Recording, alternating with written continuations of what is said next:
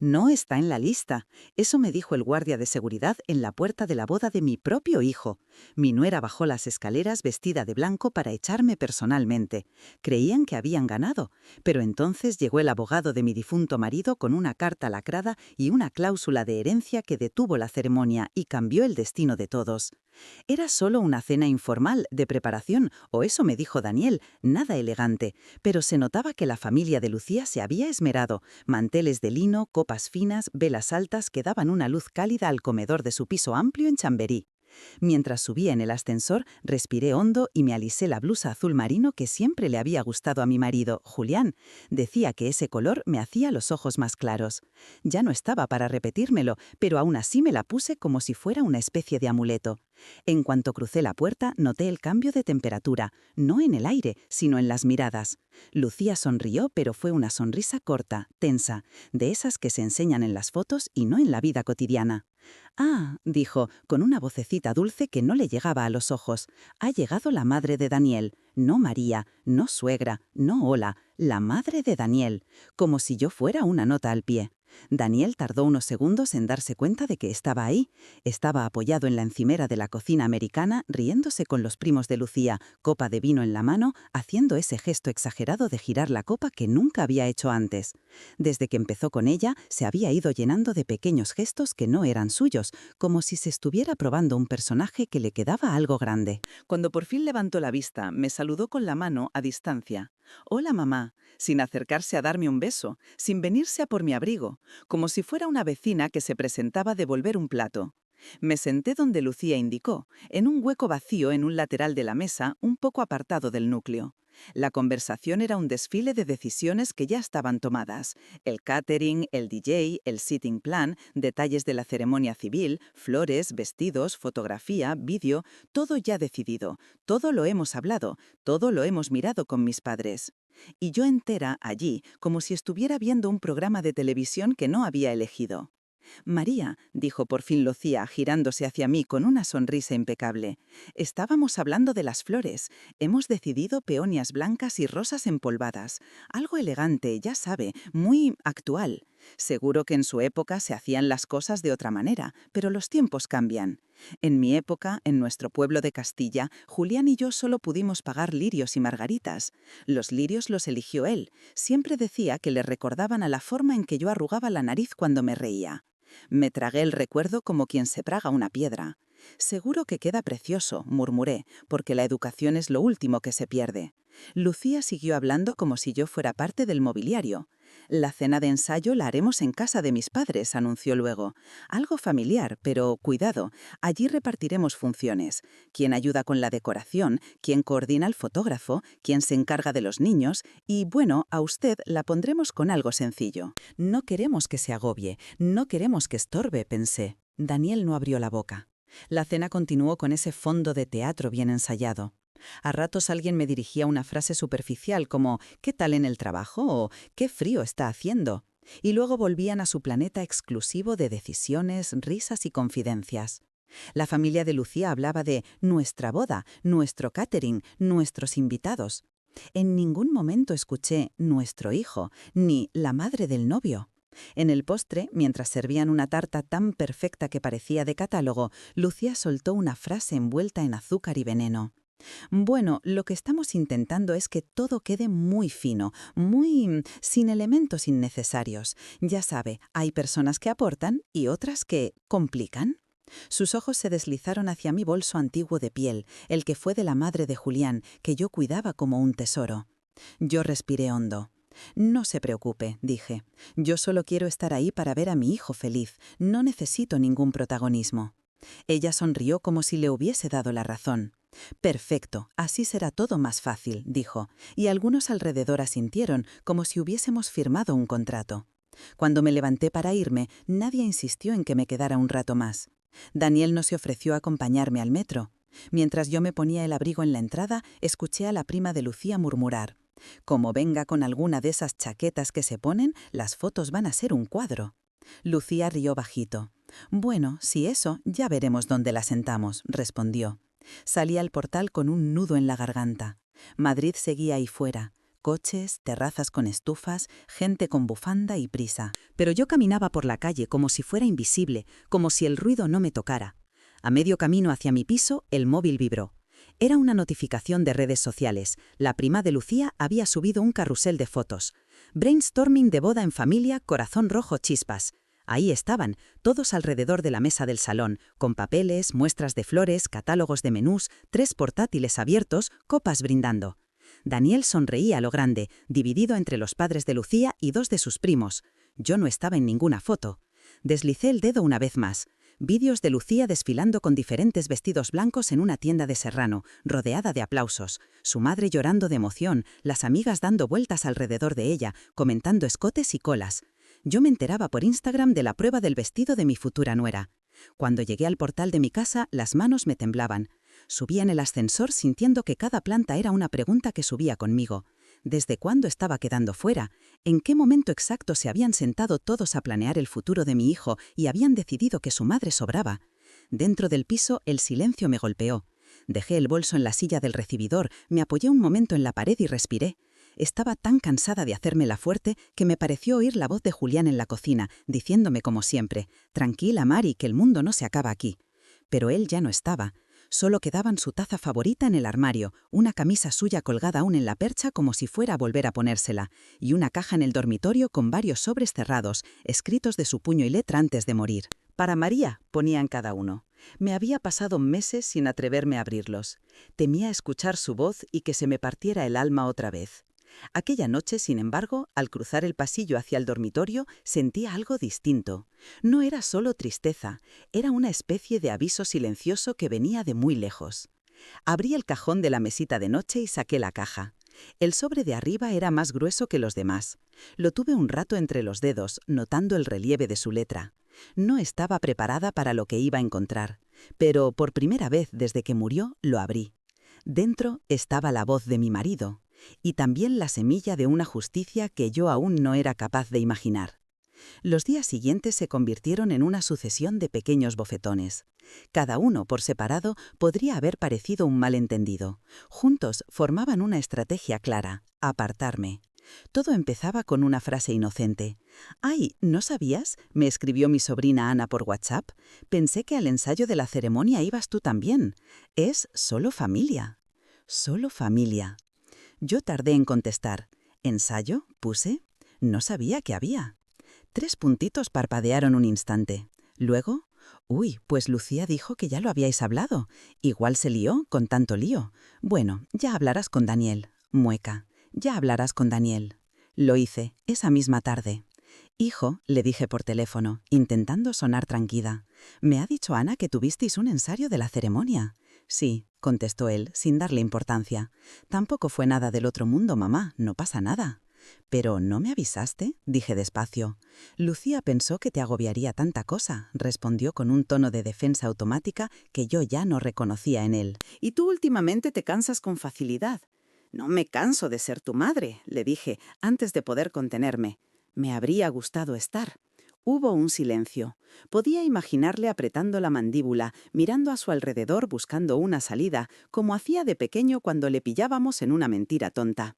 «Mamá, por favor, no hagas un drama», acabó diciendo. «Es la boda, hay 1000 cosas. Es más sencillo que lo lleve la familia de Lucía. Tú vienes, te sientas, disfrutas y ya está». Me dolió el drama más que el resto. «Solo quiero formar parte», susurré. Él suspiró. «Eres parte, mamá, pero déjanos hacer las cosas a nuestra manera, ¿vale? No compliques, no compliques». Colgamos con esa frase colgando también en el aire. Me quedé mirando el teléfono como si fuera un objeto extraño. Le di 1000 vueltas a la conversación.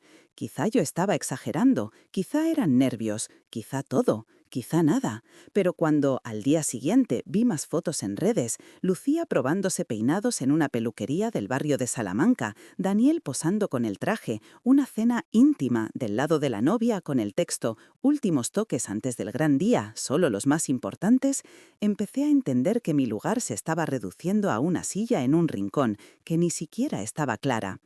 Aquella tarde, incapaz de aguantar el silencio de la casa, me metí en la habitación de Daniel. Seguía casi intacta, la estantería con los trofeos de baloncesto, las fotos de cuando nos íbamos todos al pueblo de verano, un dibujo suyo de niño que Julián enmarcó orgulloso. Pasé la mano por el marco, noté el polvo, el tiempo, el vacío. Julián había sido siempre el puente entre padre e hijo. Él sabía hablar el idioma de ambos, el mío, lleno de miedos y prudencia, el de Daniel lleno de impulsos y ganas de encajar. Yo, en cambio, a veces solo sabía poner la mesa y morderme la lengua. Me senté en la cama y por primera vez en años lloré con sollozos abiertos, sin intentar ser discreta. Lloré por mi marido, por mi hijo, por el hueco que había entre los dos y que ahora se estaba abriendo también entre Daniel y yo. Cuando el llanto se calmó, mis ojos fueron de nuevo a la mesilla, a la caja de los sobres. El que había abierto la noche anterior estaba encima, doblado con cuidado. Lo volví a leer. Si estás leyendo esto, es que ha pasado algo que temía. Había una frase que no me quitaba de la cabeza. No luches sola, llama a don Álvaro. Don Álvaro, el abogado de la familia, el que nos había hecho las escrituras del piso, el que tramitó la herencia de mis suegros y el testamento de Julián ante notario. Yo nunca había querido molestarle, siempre me parecía que iba a decirme que exageraba, que eran cosas mías. Ahora ya no estaba tan segura. Guardé la carta en el bolso, respiré hondo y supe que llegaría pronto un día en el que cruzaría la puerta de su despacho. Lo que aún no sabía era lo que tendría que escuchar antes de reunir el valor. La cena de ensayo oficial, esa que Lucía describía como solo familia cercana, fue la última gota. Se celebró en el chalet de sus padres, a las afueras, en una urbanización con casitas iguales y coches caros en la puerta. Nadie me invitó abiertamente. Ana me mandó un audio que terminaba con un «Bueno, si vas te veo allí, pero creo que no contaban contigo». Daniel no abrió el tema, y yo pasé todo el día dudando si presentarme o no. Al final fui, porque soy su madre, me repetí, y su madre no desaparece porque le venga bien a la novia. Llegué con un vestido sencillo en tonos beige y una chaqueta de punto. Nada llamativo, pero cuidado. Al entrar en el salón nadie pareció esperarlo. Se hizo un pequeño silencio incómodo, de esos que se rellenan rápido con frases precipitadas. «Ah», dijo Lucía, levantándose a medias, «¿has venido?» Ni beso, ni qué bien que estés aquí. Me señaló una silla al final de la mesa, lejos del núcleo donde estaban sus padres, sus hermanos, Daniel y los primos. Siéntate ahí, María, así no te mareemos con tanto ir y venir. Hoy hay mucho que organizar. Hablaron del orden de entrada a la ceremonia, de quién llevaba los anillos, de cómo se repartirían los discursos, de quién saldría en las fotos oficiales, de dónde se sentaría la familia importante. Hablaron de los detalles con el restaurante, del menú cerrado con maridaje, de las fotos en el retiro después del civil en el registro del distrito. En ningún momento escuché mi nombre en ninguna función. Me ARME con acento agudo de valor, me incliné hacia Daniel y le ABLE con acento agudo bajito. «Cariño, ¿dónde me vais a sentar? Para saber con quién estaré. ¿No será que estorbe?» Él ni siquiera levantó la vista del móvil, donde revisaba algo del grupo de WhatsApp de Organización Boda. «No lo hemos mirado aún, mamá», murmuró, molesto. «Pensé que la madre del novio solía ir en primera fila, o cerca». «Mamá, por favor», bufó. «Deja de intentar controlar. Lucía ya tiene pensado cómo va todo». «No queremos líos el día de la boda. Líos. Ahora yo era un lío». Lucía se levantó de repente y dio palmadas. «Bueno, vamos a hacer un mini simulacro de la ceremonia, ¿vale?», dijo con tono de directora de teatro. «Mis padres aquí, mi hermana me sujeta la cola del vestido, mis primos ayudan con los niños, mi madre se encarga de avisar al fotógrafo para el momento entrada». «¿Y la madre de Daniel?», preguntó, sin mala intención, una tía suya. Se hizo un microsegundo de silencio incómodo. Lucía sonrió tensa. «Bueno, María, con que venga, se siente tranquilamente y ya está. No queremos demasiados elementos, que luego las fotos quedan recargadas». Ese elementos me dolió más que cualquier palabra directa. Respiré hondo. «No necesito papel protagonista», dije despacio, «solo estar con mi hijo, como cualquier madre». «Claro», respondió ella, como quien concede un capricho, «pero sin complicar, ¿sí?» En ese momento supe que, en su cabeza, yo era un estorbo a gestionar. Aguanté hasta el postre. Mientras recogían platos, me levanté despacio. «Me voy ya», anuncié. Solo Ana se levantó a darme un abrazo. Nadie más preguntó por qué.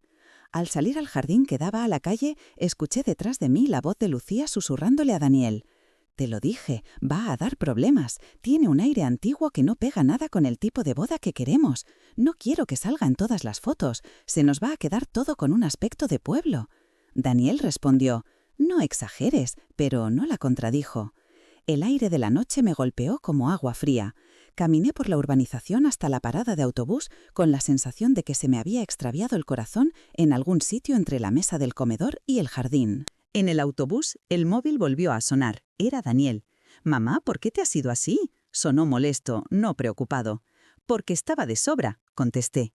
«Jolín, mamá, siempre haces lo mismo. Todo te parece un desprecio. Lucía está hasta arriba de cosas».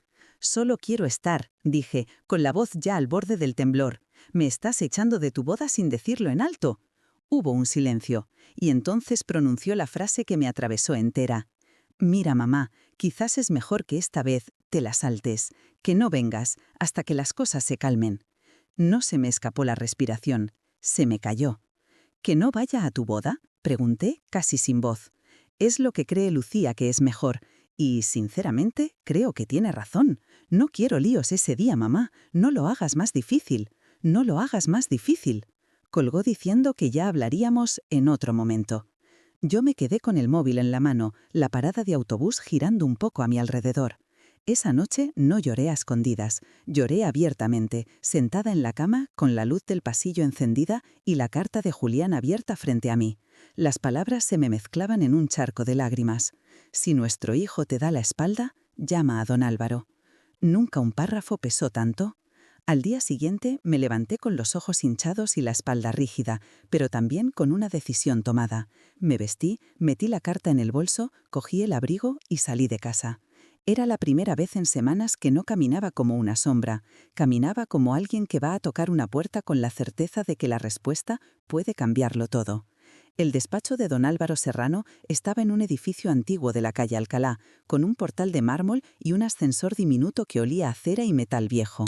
Mientras subía, repasé mentalmente las últimas semanas, las frases, los gestos, las fotos en las que yo no salía, y la voz de mi marido clavada en la memoria. La recepcionista me reconoció al instante. «Buenos días, doña María», dijo, levantándose con una sonrisa sincera. «Pase, por favor, el señor Serrano le está esperando». «¿Esperando?», pregunté sorprendida. «Su marido dejó instrucciones», respondió ella, bajando la voz. «Dijo que si usted venía, no la hiciéramos esperar». Las piernas me temblaron al cruzar el pasillo. El despacho de Álvaro era como siempre, estanterías llenas de carpetas y códigos civiles, un crucifijo de madera sobre la pared, una foto vieja del primer despacho de su padre. Él se levantó al verme, jovial pero contenido. «María», dijo, «tenía la sensación de que un día se abriría esa puerta y serías tú». Nos dimos la mano. No tuvo la condescendencia de preguntarme cómo estaba. Me miró a los ojos y simplemente dijo: «¿Ha pasado?». «Sí», respondí, y saqué la carta de Julián con manos que aún me temblaban. Álvaro la leyó en silencio. «La había visto antes», me dijo luego. Julián la había redactado allí, sentado en esa misma silla, con un café frío y un miedo que disfrazaba de humor. «Su marido era muy claro», dijo finalmente, apoyando la carta en la mesa. «Quería protegerle, y quería dejarle un mapa para cuando él no estuviera». Abrió una carpeta gruesa con mi apellido en la tapa. Dentro, copias del testamento, escrituras del piso, del pequeño apartamento del pueblo, extractos de cuentas y algo más. Un documento de varias páginas con el título «Condiciones de ejecución de la herencia». Julián decidió que la mayor parte de su patrimonio, me explicó, las inversiones y el piso que él compró antes de casarse no pasarían directamente a Daniel de forma libre, sino a un fideicomiso, un tipo de trust para entendernos. El beneficiario principal es, por supuesto, su hijo. «Eso ya lo sabía», murmuré. «Usted me lo explicó cuando falleció». «Lo que no le expliqué», dijo con calma, «es esto otro, porque Julián me pidió que lo dejara en suspenso hasta que usted viniera». Me pasó las páginas. Leí lentamente. Daniel no podría disponer libremente de la herencia hasta cumplir 50 años, a no ser que se cumplieran antes ciertas condiciones. Entre ellas, una señalada con letra aún más clara, casi subrayada. Que el día de su boda, María, esté presente en la ceremonia como invitada de honor, reconocida públicamente como madre del novio, sin ser apartada, humillada ni relegada a un rol marginal. Sentí un golpe en el pecho. «Pero», balbuceé, «él no podía saber». Álvaro sonrió triste. No sabía los detalles, pero le conocía. Y conocía el mundo en el que Daniel se iba a mover. Los años que estuvo enfermo habló mucho de esto. Tenía miedo de que, en el intento de ascender, de encajar, su hijo acabase creyendo que su madre era un estorbo, y se aseguró de dejar escrito que eso tendría consecuencias. Respiré hondo. Aún costaba conectar las palabras del papel con la vida real. ¿Y qué consecuencias exactamente?, pregunté. Si usted no está en la boda, dijo Álvaro con precisión de notario, si es excluida o tratada sin el respeto mínimo, o si la boda se celebra sin su presencia, el fideicomiso queda bloqueado. Daniel solo tendrá acceso a una pequeña parte, la estrictamente legal, a partir de los 50 años. El resto irá a otras disposiciones que su marido dejó previstas. Su marido me había querido mucho, pensé, y había confiado muy poco en la parte del mundo que ahora rodeaba a nuestro hijo. ¿Y si la boda no llega a celebrarse?, pregunté de pronto. La herencia sigue bloqueada, respondió, hasta que Daniel demuestre, mediante documento notarial, que ha restablecido su relación con usted, y que en su vida privada la trata con respeto. Eso se puede interpretar de diferentes maneras, pero su marido confió en mi criterio. Me quedé en silencio. Era una red de protección tejida con paciencia. Había algo más. ¿Y la carta que tiene para él?, pregunté. Álvaro sacó de un cajón un sobre distinto, algo más pequeño, cerrado con un sello de lacre rojo con las iniciales de Julián. Esta, dijo, me la dejó para dársela a Daniel el mismo día de su boda, antes de que firmara nada. ¿Y la ha leído?, pregunté. No, me prohibió hacerlo. Dijo que eran palabras de padre a hijo, pero me pidió que me asegurase de que las leyera a tiempo. Tocando el sobre sentí un escalofrío, como si el corazón de Julián latiera todavía en esa tinta. A Álvaro se le suavizaron los ojos. Su marido no era hombre de gestos teatrales, dijo. No era de los que amenazan por deporte. Si escribió esto, es porque algo en su interior le dijo que un día lo necesitaríais. Yo asentí despacio. Dentro, la María que siempre había evitado el conflicto fue cediendo paso a otra María, la que había cerrado el negocio con Julián, la que sacó adelante la casa cuando él enfermó, la que enterró a su marido y siguió levantándose cada mañana. ¿Qué tengo que hacer el día de la boda?, pregunté. Álvaro fue claro, preciso, como buen abogado de provincias que acabó en Cadrid sin perder nunca el sentido común. Venir, vestida como la madre del novio. Intentar entrar con normalidad. Si la dejan pasar y la tratan con respeto, yo me acercaré igualmente a Daniel para entregarle la carta. Si no la dejan entrar, si intentan humillarla o apartarla, entonces intervendré. Y lo haré en voz alta. Pensé en Lucía, en su mirada por encima del hombro, en su frase de elementos innecesarios. «La van a liar», murmuré. «Probablemente», dijo él, «pero no se preocupe, no va a estar sola, para eso estoy yo.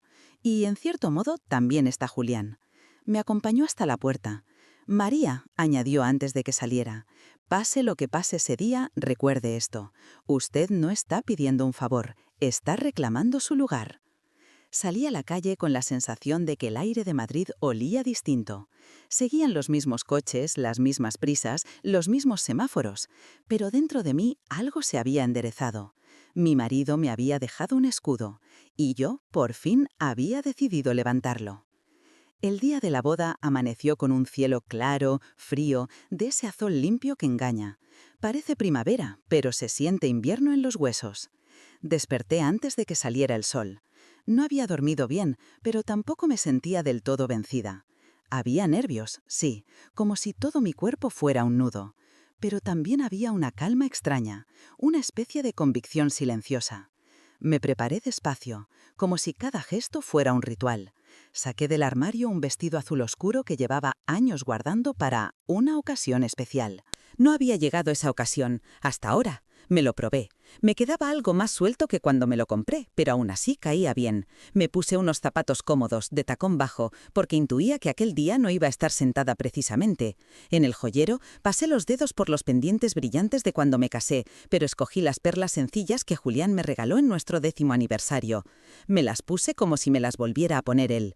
En el espejo del baño me vi mayor, las arrugas no perdonan, pero también me vi entera, con un brillo en los ojos que hacía tiempo que no reconocía.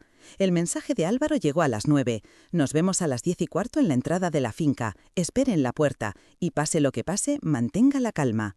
La finca estaba a las afueras de Madrid, un antiguo caserón rehabilitado, con un camino de grava, un jardín enorme y una carpa blanca preparada para la comida. El lugar perfecto para una boda de revista, el lugar perfecto para que te humillen con un vestido de novia de fondo. Llegué en taxi. Mientras avanzábamos por el camino, vi ya varios coches conocidos, el de los padres de Lucía, el de sus tíos, el de Ana y su pareja, el de algunos amigos de Daniel, todos ellos vestidos de gala, riéndose, haciéndose fotos. A mí, algunos me miraron con extrañeza, como quien ve aparecer a alguien que no figuraba en la lista de invitados.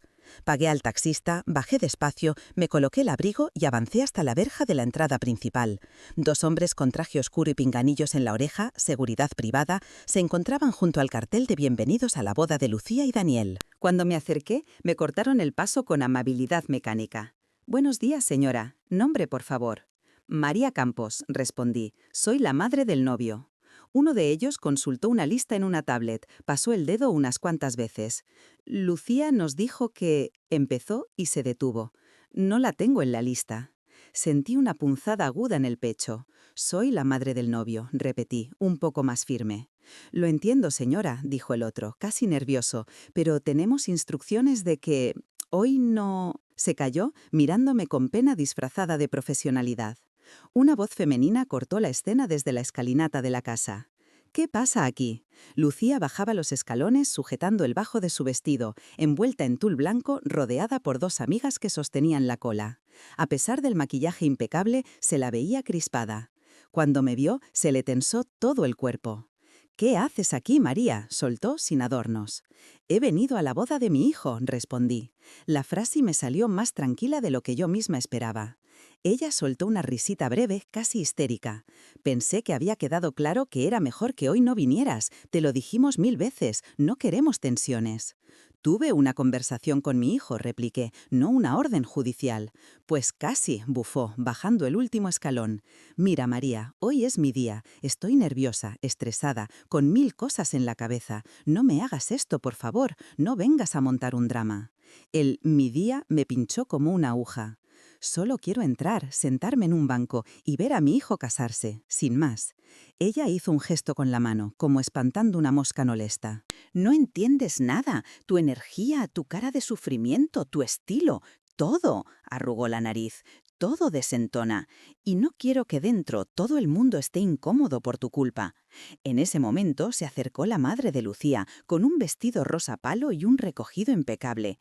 «María», dijo con una sonrisa fría, «cariño, ya hablamos de esto. De verdad, hoy no es buen día para que estés. Daniel lo sabe. No pasa nada. Ya quedáis otro día más tranquilos. Ahora es mejor que te vuelvas a casa. Lo entenderás con el tiempo». Ira y vergüenza estallaron dentro de mí a la vez. Apreté las manos intentando no temblar. Uno de los guardias dio un paso adelante. «Señora, si lo prefiere, la acompañamos hasta el parking para que pueda llamar a un taxi». Ya estaba, el plan perfecto, con educación, sin malas formas, pero poniéndome de patitas en la calle. Respiré hondo. Noté la carta de Julián rozando mi costado desde dentro del bolso. «No es necesario», dije, «yo sola sé volver a mi casa». Me giré un poco, dispuesta a marcharme, no porque quisiera, sino porque la humillación empezaba a ser insoportable. Entonces escuché una voz clara, grave y muy conocida. «No es necesario que se vaya a ninguna parte». Me volví. Don Álvaro estaba al otro lado del camino, avanzando hacia nosotros, con paso firme, traje oscuro, gabardina sobre el brazo y su inseparable maletín de cuero. Tenía el ceño fruncido, pero la mirada tranquila de quien entra donde le corresponde. «Buenos días», dijo, sin perder la educación. «Soy el abogado de la familia del novio. ¿Quién ha decidido exactamente que la madre de Daniel no puede entrar a la boda de su propio hijo?» Los de seguridad se miraron el uno al otro, incómodos. La madre de Lucía se recolocó el collar. Lucía apretó la mandíbula. «Esto es un evento privado», dijo ella, intentando sonar dueña de la situación. «No tiene por qué entrometerse. Ya están todos los invitados que tienen que estar». Álvaro la miró con calma, pero con una chispa de ironía en los ojos. «Señorita», contestó, «cuando el evento privado condiciona la ejecución de una herencia de considerable tamaño, resulta que sí, tengo que entrometerme». Alrededor, algunos invitados se acercaron discretamente. Era evidente que algo importante estaba pasando.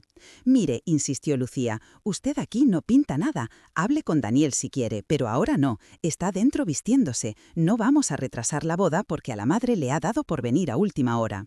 Yo abrí la boca, herida, pero Álvaro levantó una mano pidiéndome silencio. «Señora Campos», dijo, dirigiéndose a mí con voz clara, «¿me permite recordar aquí, en voz alta, la voluntad de su difunto marido?». Yo tragué saliva y asentí. Él se giró entonces hacia la novia, su madre y los guardias. Julián Campos dejó firmado ante notario, su notario, no yo, un testamento y un fideicomiso. En ese documento, prosiguió, sacando una carpeta del maletín, estableció de manera explícita que su hijo, Daniel, no podrá disponer de la mayor parte de su herencia si el día de su boda su madre es excluida de la ceremonia o no es tratada con pleno respeto como madre del novio. Un murmullo se extendió por la entrada de la finca. La madre de Lucía palideció. Lucía frunció el ceño.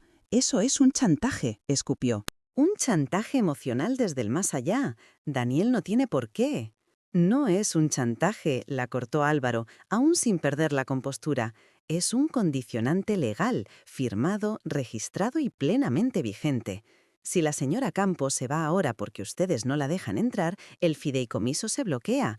Y lo sabe el registro de la propiedad, y lo sé yo, y por supuesto lo sabrá Daniel en cuanto lea la carta que su padre le dejó». Sacó entonces de la carpeta el sobre de lacre rojo. Solo de ver aquel sello sentí un vuelco en el pecho. Lucía intentó reírse. «¿Una carta? ¿En serio? ¿Vamos a parar una boda por un papelito que escribió su padre? Mi futuro suegro, con todo el respeto, ni siquiera me conocía». Álvaro arqueó una ceja. «Precisamente por eso», contestó, «escribió una carta sobre principios, no sobre impresiones personales». Se giró hacia uno de los guardias.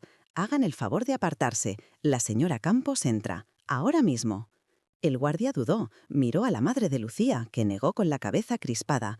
«Nadie entra si no la autorizamos nosotros», dijo ella, levantando la voz. Entonces sonó otra voz. «¿Qué está pasando aquí?». Daniel apareció en lo alto de la escalinata, ajustándose la chaqueta del traje.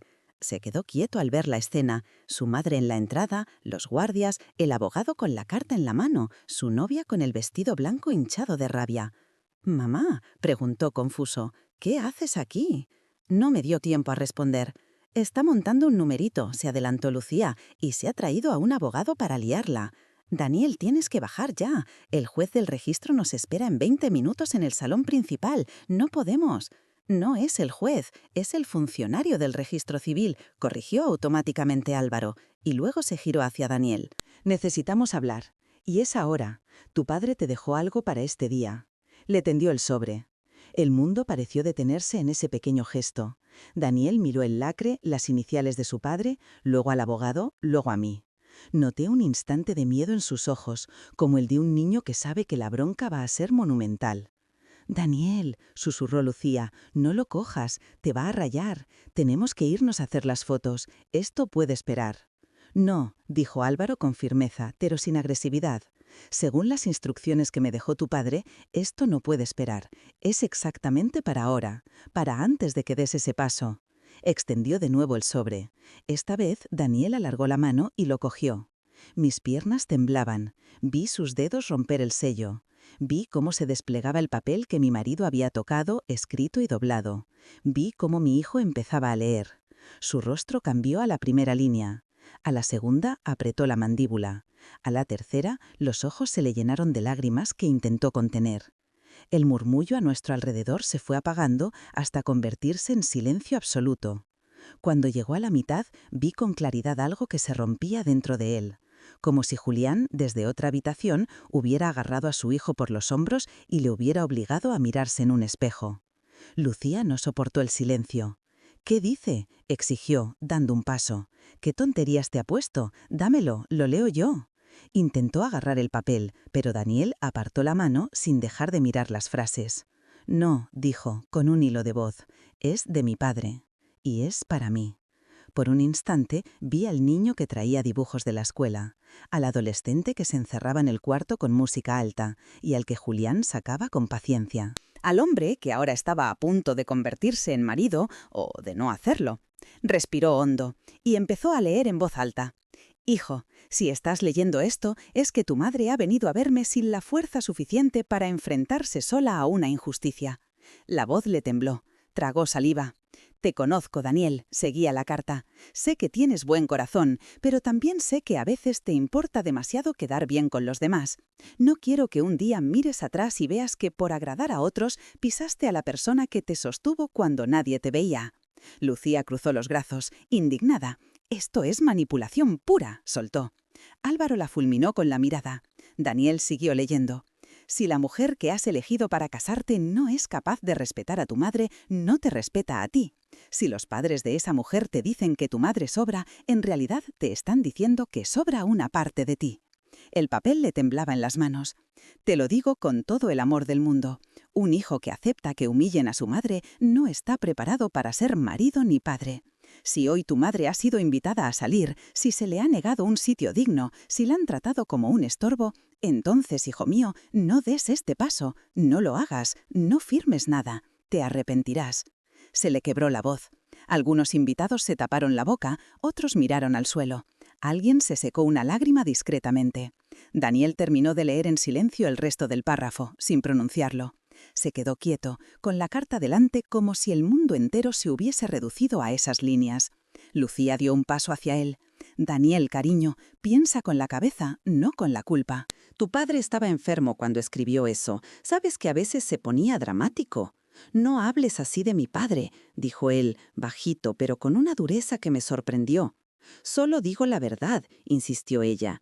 «No le dejemos manipular nuestro futuro. Tu madre no encaja en nuestra vida, lo sabes. Siempre que viene se hace la víctima, llora, se ofende, hace todo más pesado».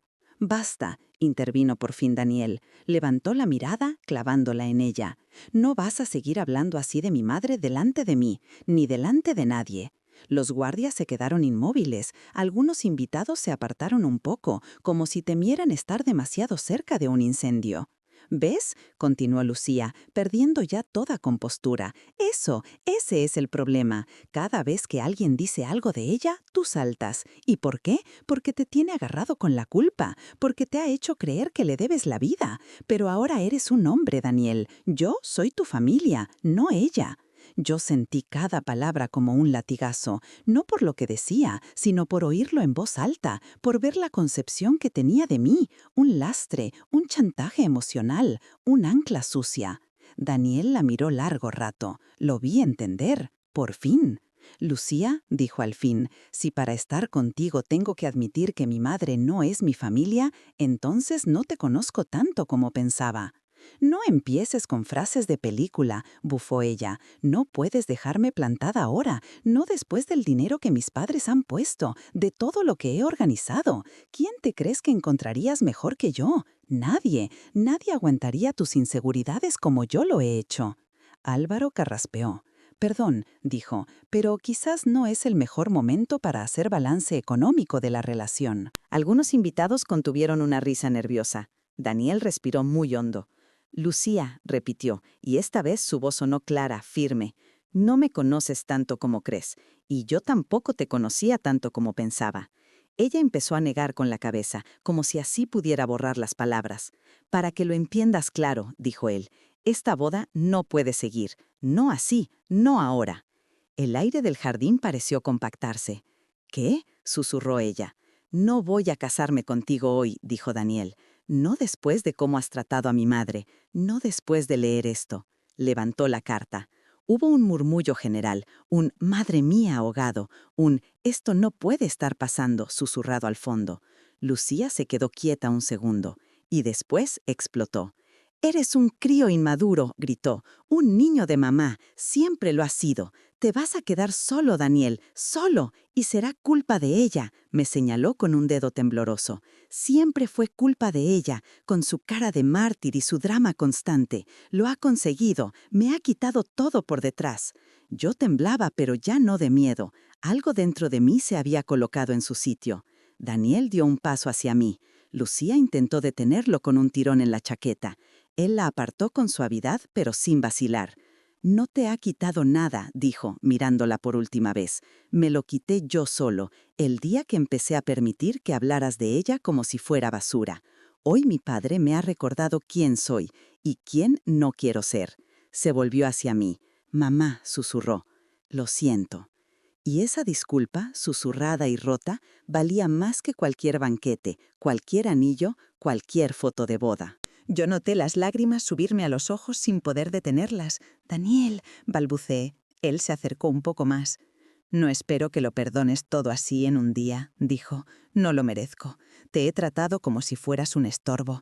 Te he sacado de mis planes, de mis fotos, de mi boda. Y lo peor es que sabía que te dolía, y aún así lo permití».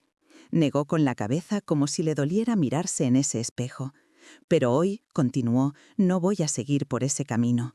Hoy el que se planta soy yo, y lo hago, aunque sea tarde, de tu lado». Yo asentí, incapaz de hablar. Álvaro, a nuestro lado, se secó discretamente una lágrima. Lucía, en cambio, parecía fuera de sí. «No puedes hacerme esto», gritó, «delante de todos, con este vestido, con todo preparado. No puedes». «Puedo», dijo Daniel, sereno, «y debo». Ella lanzó un chillido de rabia, se arrancó el velo y lo tiró al suelo como si quemara. Pasó a mi lado y me lanzó una mirada de odio que no olvidaré nunca. «Disfruta de tu victoria», escupió. «A ver quién te aguanta ahora, mamá». Salió casi corriendo hacia el parking, seguida por sus padres y varias amigas. El vestido recogido de cualquier manera, el maquillaje empezara a correrse. Parecía una reina destronada abandonando un escenario que ya no la aplaudía. La verdad, desnuda, aunque vistiera tul, ya no tenía aplausos. La boda quedó oficialmente cancelada unos minutos después. Álvaro acompañó a Daniel al interior para hablar con el encargado de la finca, con el del catering, con el funcionario del registro que esperaba en el salón. Algunos invitados se fueron enseguida, otros se quedaron charlando en corrillos, analizando lo sucedido con esa fascinación morbosa que despiertan los desastres ajenos. Yo me senté en un banco de piedra bajo un limonero del jardín. No sabía si reír, llorar, salir corriendo, abrazar a mi marido que ya no estaba.